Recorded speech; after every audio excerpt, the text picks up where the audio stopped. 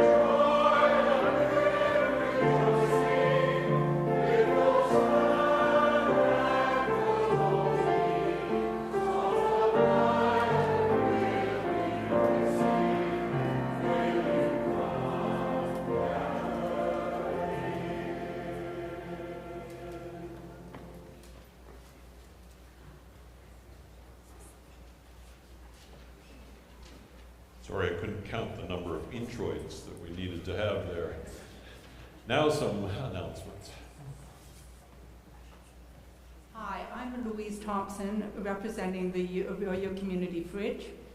I just wanted to take a moment on behalf of Linda Daly and I and Lisa Odlazinski to give a massive thanks to St. Paul's for your support of the Community Fridge, in not only providing a space for it, but also in providing many volunteers from St. Paul's. It's been a major undertaking, but we are getting amazing comments from people who are using it of what a lifesaver it is for them. So I just wanted to let you know that there are many positive things that are coming from it. And we appreciate all the people who have volunteered, both from the church and from the community, to recover food from the sharing place 5 days a week, as well as do the fridge checks every day. So continue your support and providing any food that you're able to in donating to the fridge. Thank you.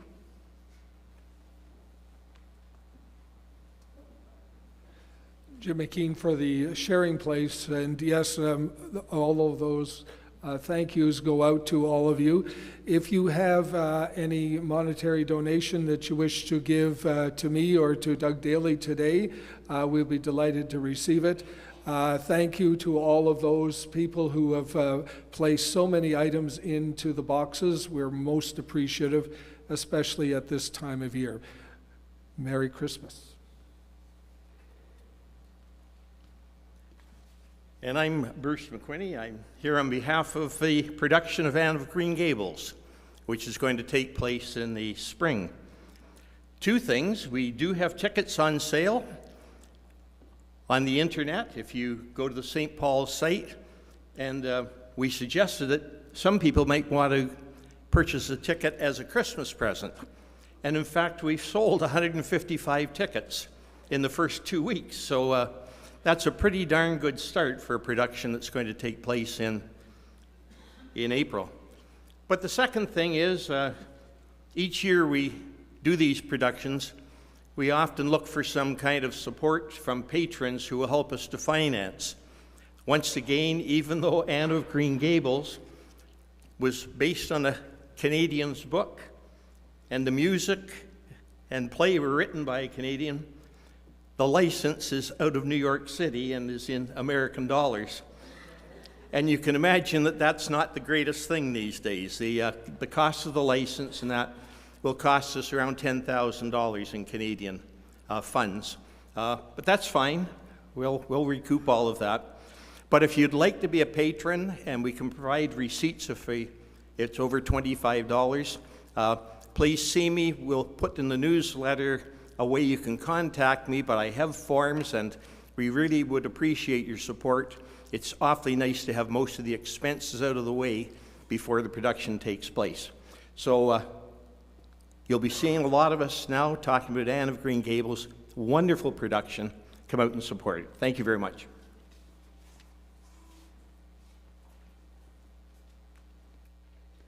And on this Sunday of joy, we get a joyous occasion to celebrate Peg Eberhard's birthday today.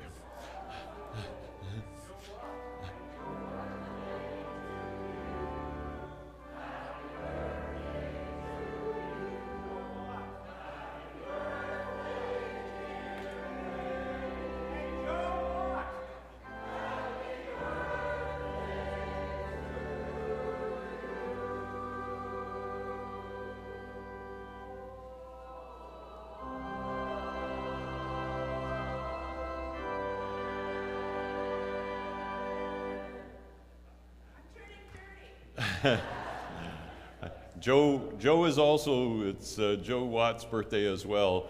You're turning 35? 33, okay. All right, a good biblical age.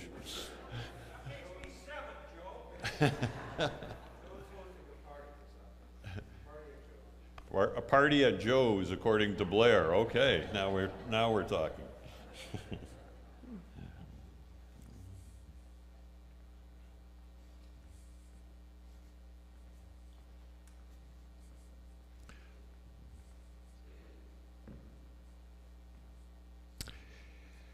On this fourth Sunday, as we come into this season of joy, it could be the season of love, but it is the season of joy as we choose to celebrate it. And it is indeed a joyous and beautiful day.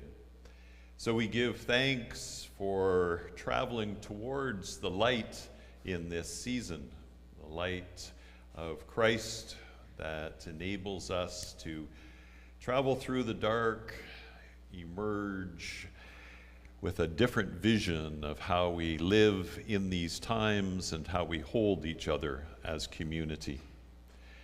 We hold each other in solidarity for those who are marginalized, for those who need our support and our love. So too do we journey with the folks of the Call 83 project who represent our walk towards truth and reconciliation. All of this brings us into this sacred time. Let us worship together.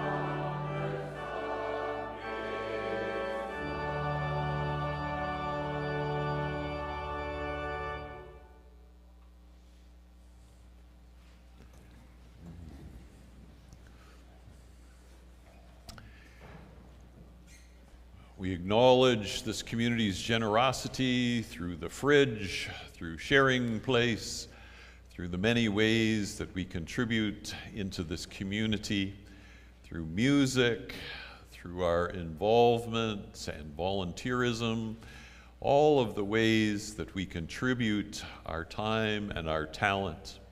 So too do we appreciate the gifts of money that sustain this community and enable our work to be transmitted and transformed out into the community. So with thanksgiving, we acknowledge these our gifts.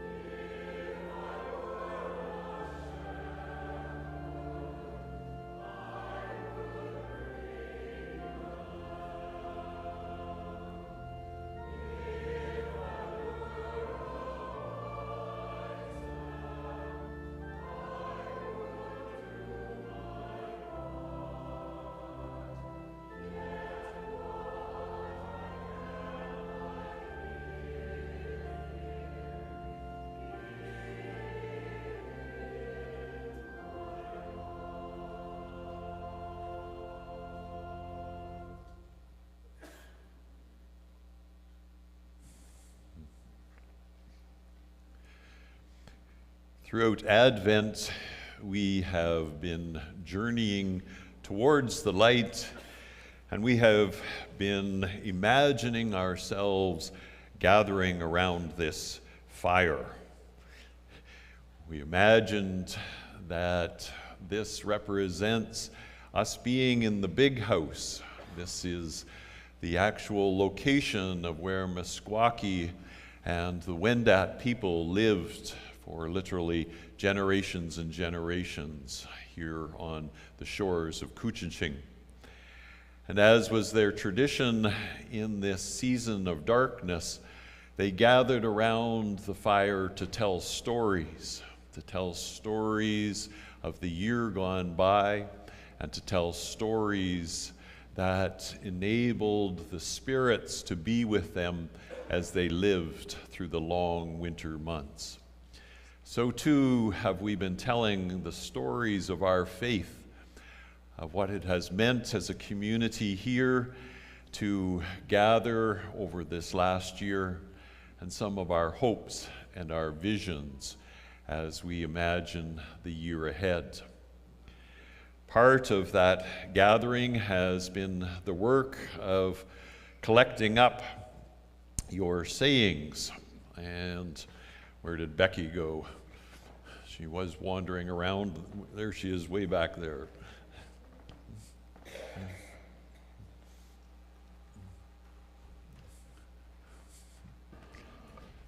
Look at this beautiful full basket. A full basket of joys.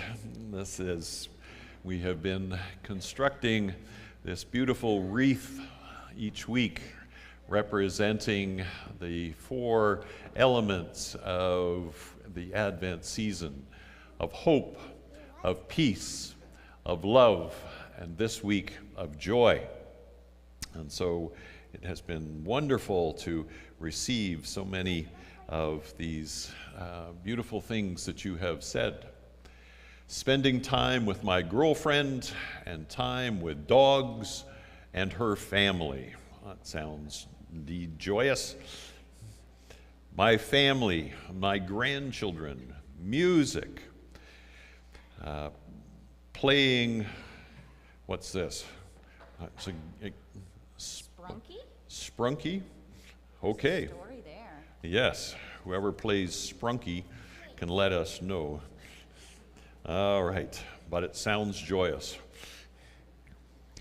Being able to help my clients, having a loving family, blessing to all those living here on this land in Canada. Peace in these uncertain times. Christmas music. The days are getting longer. From Kenora. From Kenora? See my family. All right. That's a joyous thing to be able to come and spend time with family.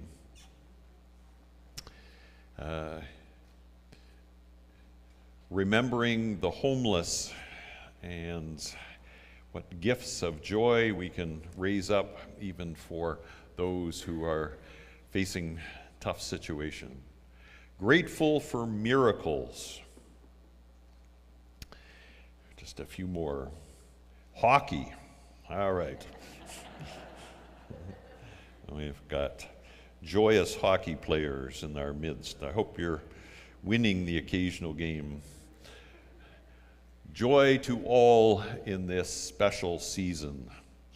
So that's a good way to represent. So there's a wonderful gift of these many things that will fill out this beautiful wreath that we will have to represent these 4 seasonal aspirations of hope and peace and love and joy.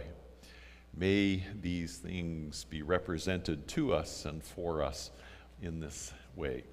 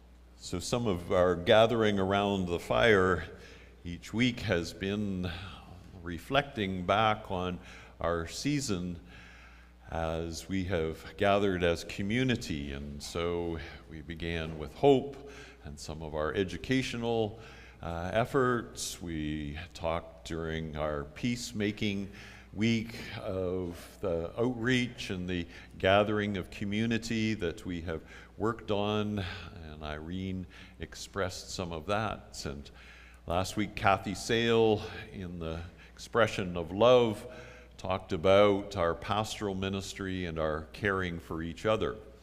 This week of joy, I've invited Leslie to come with what looks like a joyous hat that we thought we would lift up in this week around joy, how we come together in worship, how we come together in celebration to express what the season of joy means to us. So Leslie, what does joy mean to us? Yes. Okay. All right. Ted, do you trust me with the microphone? I don't know. I know Ted from the Learning Circle, and Ted knows that if you stick a microphone in front of me, I'll talk on any topic. So let's see what happens here. Anyway, so I've been asking people all week what joy means to them, and we just heard a lot with the ribbons, and that's great. Joy can mean a lot of things to a lot of different people, but essentially I think joy is inexpressible in words. So I'm going to try and do the best that I can talking about it in words. Some people have said the laughter of children, the joy of Christmas, the joy of music. And I would bet dollars to donuts that if any of you have ever experienced any joy in this building over the last few years, it would have something to do with music. And that's mostly what I want to talk about today. I would like to talk about Christmas music in particular, and how the birth of a baby is always joyous, but I think there's a particular reason why the birth of one baby is joyous at Christmas, and why 1/3 of the world's population celebrate the birth of that baby. This might come as a downer to you, but I think the reason we feel so much joy at Christmas is that we know that the outcome for this baby in the end is going to be Good Friday. I think joy is not happiness. If you'd asked me to talk about happiness, I would have refused, because I'm a little bit with Doc Martin on that one. I think happiness is highly overrated. Joy has a sister, and joy is sorrow. And I think if we understand how the two of them travel in pairs, we're going to get somewhere with understanding joy at Christmas. Did any of you read that fabulous sermon in Broadview from Jason Myers from Metropolitan? The eternal face of God, or the eternal love of God has a face. And he starts with, I saw Christ today, not as he appears in a stained glass window, but as a black woman with a purple coat driving a beige minivan and delivering meals to the poor. That's joy. But did you read the runner-up, which isn't in the paper version, it's in the online version, and I heard the two of them on CBC. Patty Rogers, who's a lay minister at Bondhead, her sermon, which won second place, is entitled, Why I Hate Christmas. And I would just like to acknowledge that this is not an easy time for everybody. Yes, we're all filled with joy, but there are a lot of people who have a lot of difficulty at Christmas time. There's the commercialism, there's difficulty with families sometimes, there's loss. A lot of us have experienced loss. And I think true joy acknowledges all of that. And that's going to bring me to the piece of music that I want to talk about today, and this choir, and Dan and Blair, and that's a piece of music by my favorite composer, who is Johann Sebastian Bach. And the reason why I particularly find Bach joyous is that I hear a lot of sorrow in his music, and in particular in this piece as well, and I think that's where the joy comes from in it. If you know anything about Bach's life, he was orphaned by the age of 10. And if you think of the young orphan Bach, not the guy who wrote the Can-Can, Offenbach. But my father was orphaned by the time he was 10, and I know one thing about orphans. They know how to find joy wherever they can. And I hear that all over this piece of music. And Jesu joy of man's desiring, which is what we used to call it, those are the words written by Robert Bridges, no relation to me, the English poet, was originally part of a cantata written by Bach in 301 years ago this year in 1723. And the Jesu, well, in the German, the original German, Jesu bleibet meine Freude, the words are so beautiful in the German. And our English version is very, to me, it almost reads like a philosophy thesis rather than a piece of poetry, but I love the music in German, love the words in German. And Bach wrote it for the Fourth Advent Sunday, which I think is very appropriate that we're going to be performing it today. But it's a beautiful piece of music, and I hear a lot of sorrow in it. It's a personal, just a personal favorite of mine, and my own feeling is that the joy of this particular piece of music is not in the melody. I think the joy of this piece of music is in the accompaniment, which is why I want these two guys to help us out later with that, because I think we're so grateful for the music that we have at St. Paul's and have had. I mean, how many of you over the years have been to a celebration of life or a wedding or a Christmas carol concert downstairs and you feel absolute joy? And a lot of it is thanks to these guys that we don't often think about, and I just think they're there underneath us all the time with those ageless triplets like we hear in Jesu Joy. I just wanted to read a few lines from the original German, which is so beautiful. And my German is not that great. Just bear with me because it's so beautiful. This piece of music appears twice in the cantata as two chorales with different words each time in the original German. But what I love about the original German words, I might start crying, is they're about a personal relationship that Bach has with Jesus. And I should say too that Bach kind of stole this from an earlier piece of music that was written by Martin Janus in 1661. It was very typical at the time, people to kind of pilfer music from other people. But I kind of think that with Bach being born long before, 200 years before Darwin hitched a ride on the Beagle and sailed to the Galapagos and gave us his whole philosophy of the Darwinian way of thinking, that Jesus was a personal friend to Bach the way that we might nowadays think of Santa Claus. Children might think of Santa Claus. With him losing his parents and other sadnesses in life, having gone to jail for a while, being raised by a brother that wasn't too easy on him, a lot of his children died. For him to find joy in all that, to me, is so uplifting.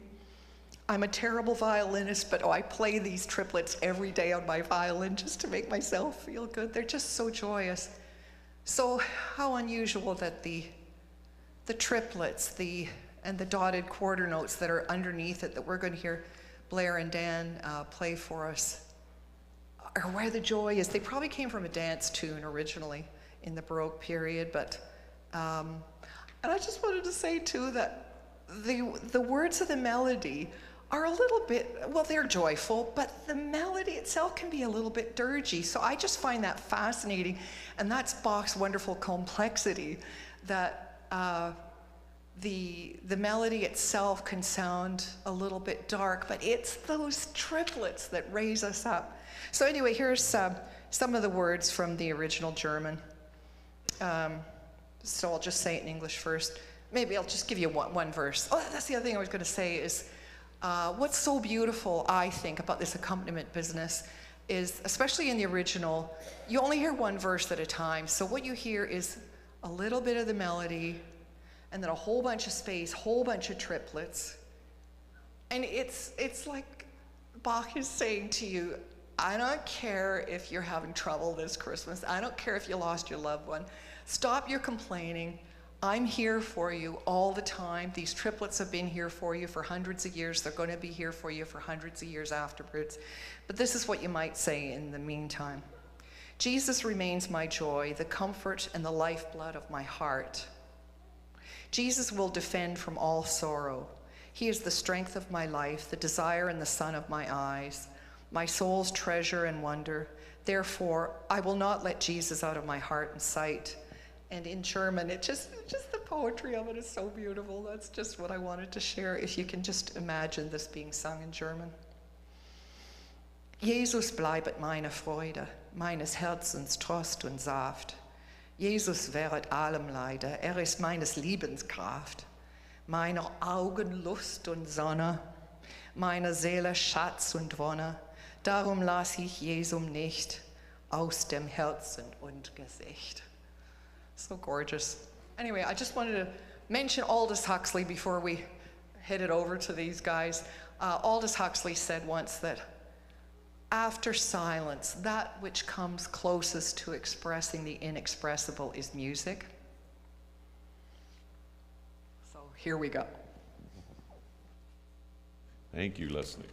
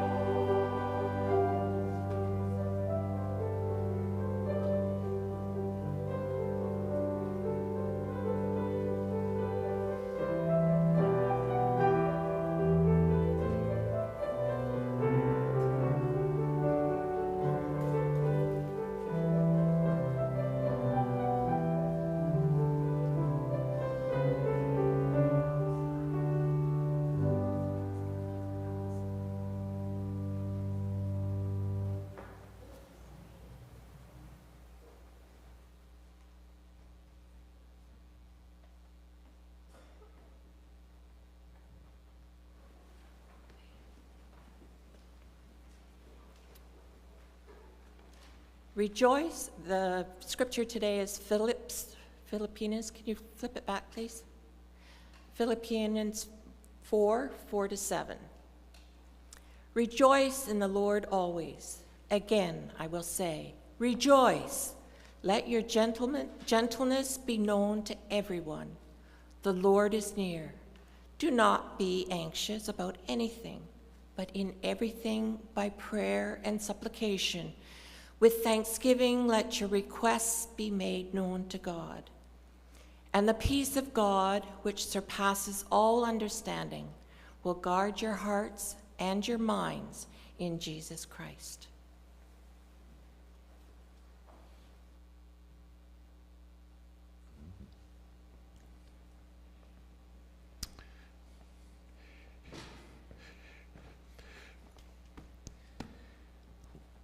Well, I'm happy that my scattered brain confused love and joy, and that we have this Sunday of joy in the season. It seems that joy is appropriate to this first day after winter solstice as we begin to return to the light. That joy represents this emerging feeling of renewal. Muriel Sinclair, I don't know if Muriel is here today, or maybe she's on the virtually visiting with us, but Muriel and I often have gotten together on winter solstice to have a toast to the returning light. We have endured the darkness of November and into December and carried that in our mood. So we feel literally in our bodies the welcoming of this returning light.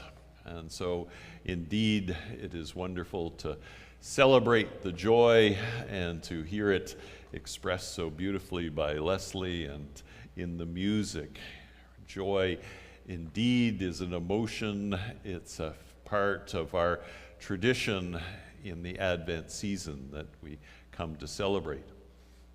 Over these 4 weeks, I have been working with the difference in the language, these big theological words that aren't so big, but they have these levels of meaning to them, don't they? We can talk about hope, and we can talk about it, oh, I hope I win the lottery, or I hope for world peace. There's a bit of a continuum there between what we hope for.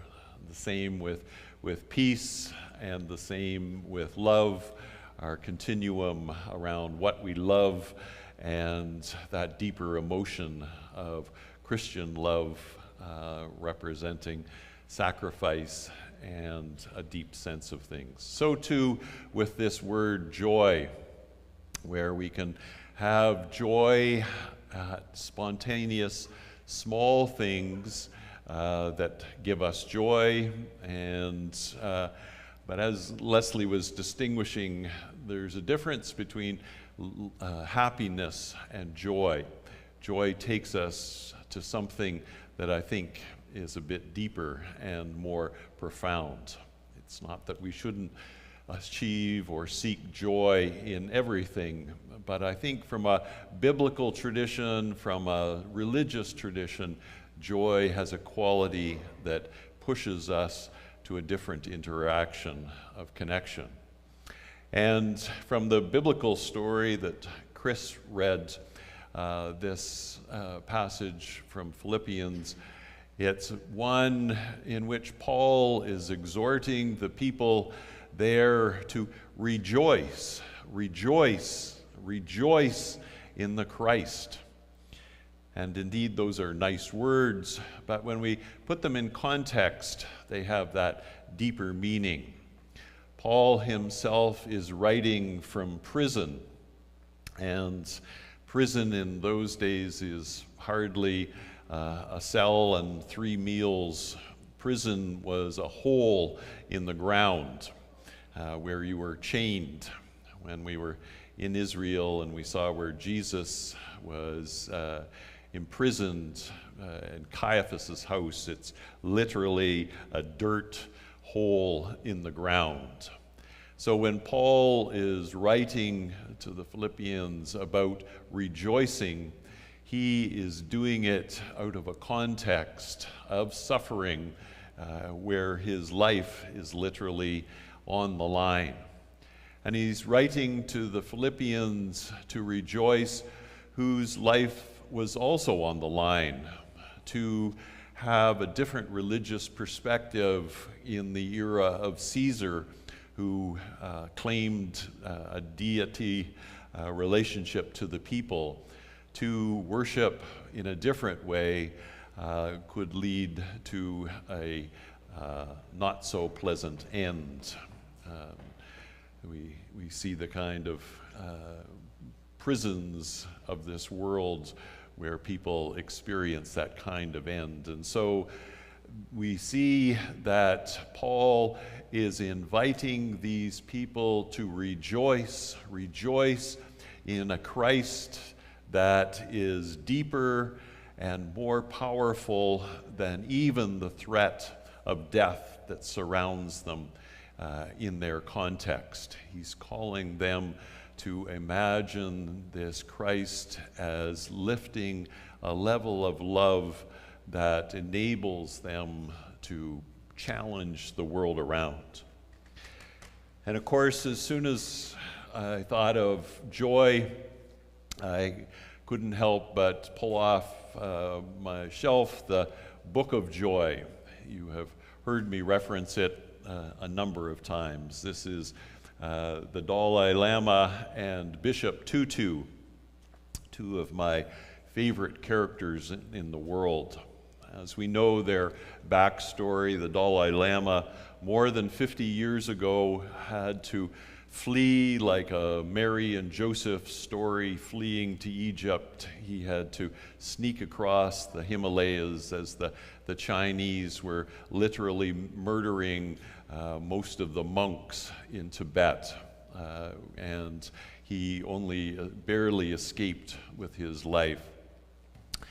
And he has lived in exile in India and has carried this vision of a nonviolent response to the kind of oppressive reality of how China has oppressed Tibet and the Uyghur people these days.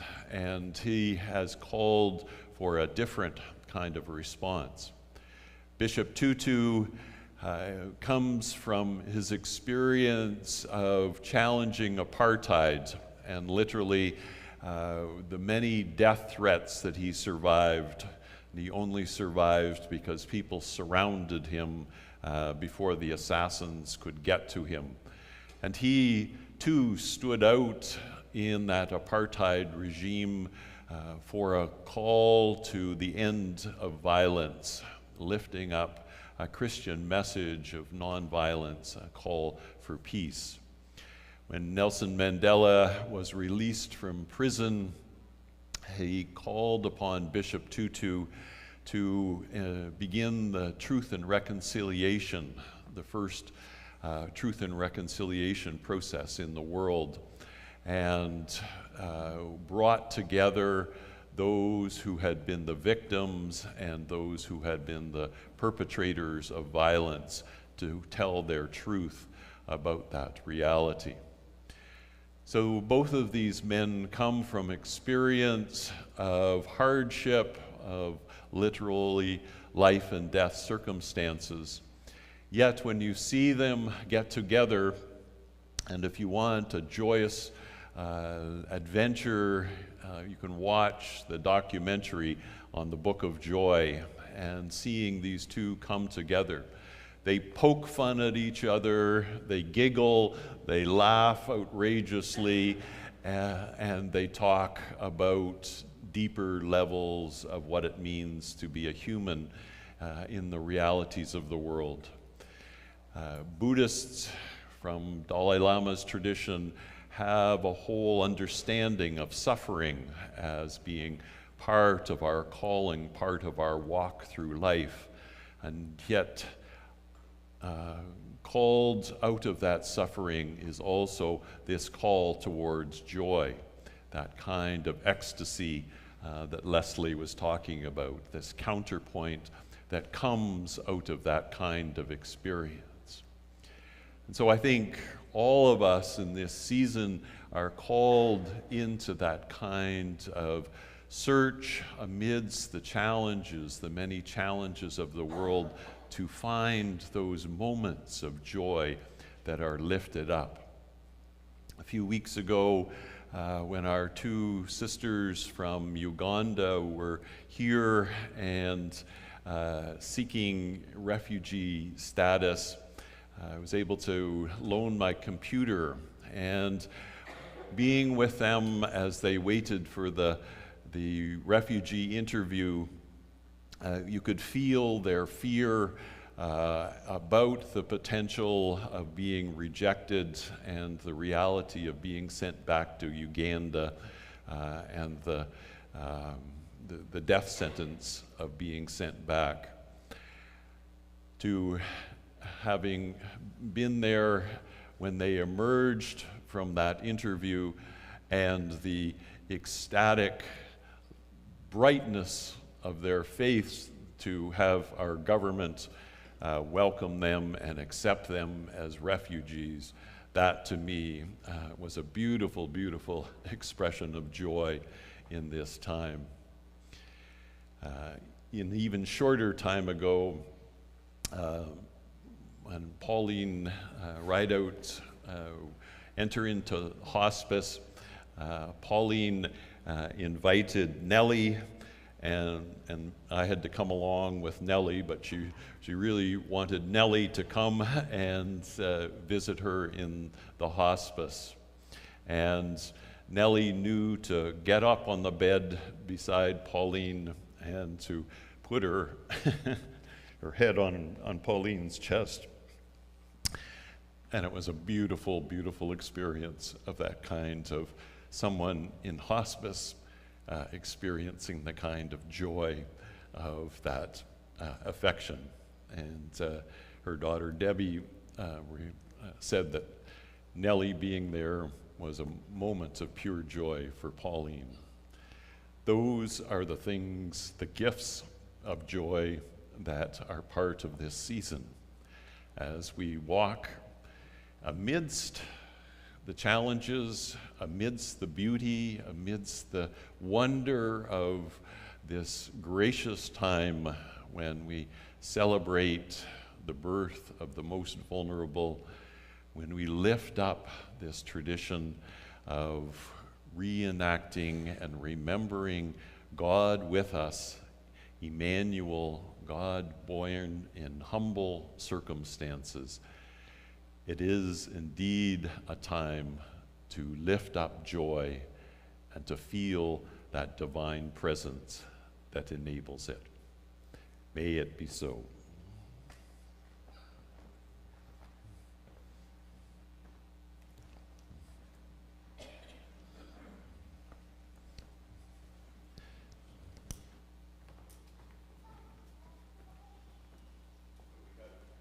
Walk this path of hope, of peacemaking, of seeking a deeper sense of love. And this week, with exuberance, we invite this candle of joy to light the way for us.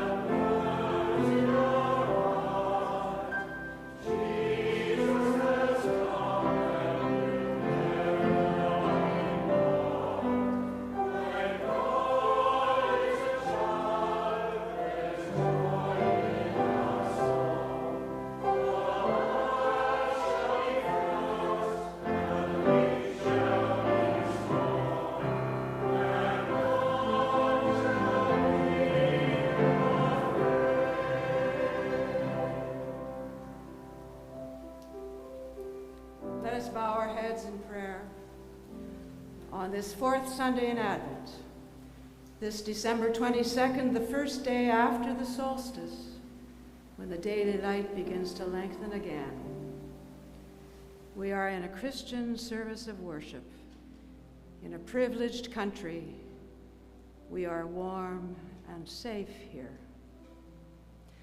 But let's reflect for a moment on the concerns we bring, the health of those in our hearts and those on our prayer list.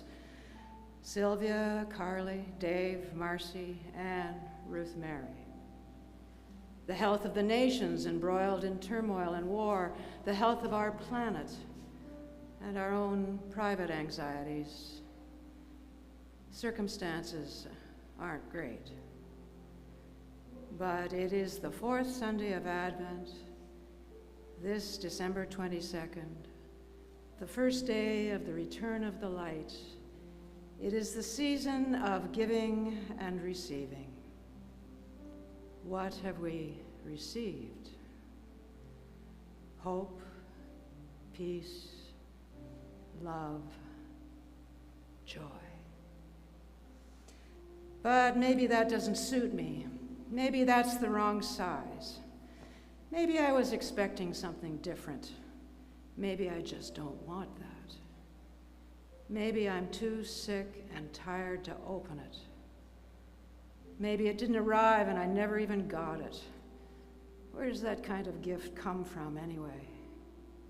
In my circumstances, maybe it was never even sent. Circumstances. A man and his pregnant wife are compelled by occupying forces to travel to his city of birth to be registered. What a time for government to require people to travel to another state when what they need is health care. A baby is born into poverty in a stable, homeless. The little family is compelled to flee to a foreign land, refugees, to avoid a royal decree putting all babies at risk. Years go by, but it turns out at 12, the child can converse with scholars when he sneaks off from his parents' group to have a chance to talk to them. He studies, but he's got to earn a living, so he learns carpentry next to his dad. Occasionally, he sees his crazy cousin who has gone off into the wilderness and lives like a wild man. Finally, he decides carpentry is not enough. He too throws aside conventional living and begins to live a public life devoted to hope, peace, love, and joy. He tells stories to convey his insights, preaches to teach and demonstrate a better way, and engages with everyone. The crazies, the fraudsters, the reviled, the sick at heart. Is he suspect? Is he dangerous? He moves place to place with his friends, a rough life, foregoing security and comfort. He realizes the religious leaders, the royalty of the land, and the occupiers find subversion in his message and his method. He dies young, a violent death brought about by political injustice. His circumstances weren't great. And yet, he is the gift we are given, the embodiment of hope, peace, love, and joy. The gift is offered to us again and again. Each year we celebrate the gift. But do we open it up, examine it, play with it, use it, luxuriate in it, immerse ourselves in it, make it our own? It is there for us. Hope, peace, love, joy. We need only embrace it. And why have we not? Our circumstances. Isn't that the point of the baby in the manger? Weren't his circumstances all his life immeasurably hard? And yet he chose hope, peace, love, joy. He stood for hope, peace, love, joy. He stands for hope, peace, love, joy. He offers us hope, peace, love, joy. This Christmas-loving God, if we have the mental health to recognize it, if we have the wisdom to want it, if we have the will to be it, help us to put the excuse of our circumstances behind us and simply accept it into our being. Hope, peace, love, joy. For thou, God, so loved the world, you gave us, think of it, hope, peace, love, joy. Let us embrace it now on this fourth Sunday of Advent, the 22nd day of December, the day when the light begins its return.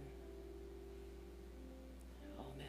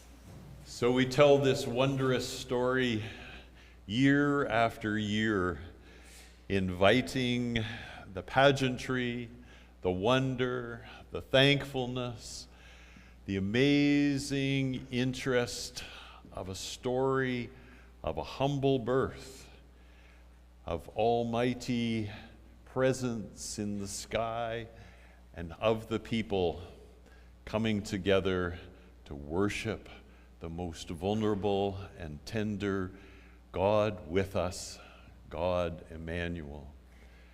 So we give thanks for this religious tradition, this storytelling, this Creator with us. And may that spirit of Christmas enliven and hold and invite you towards the values of hope and peace and love and joy this day. Go forth in that joy. Amen.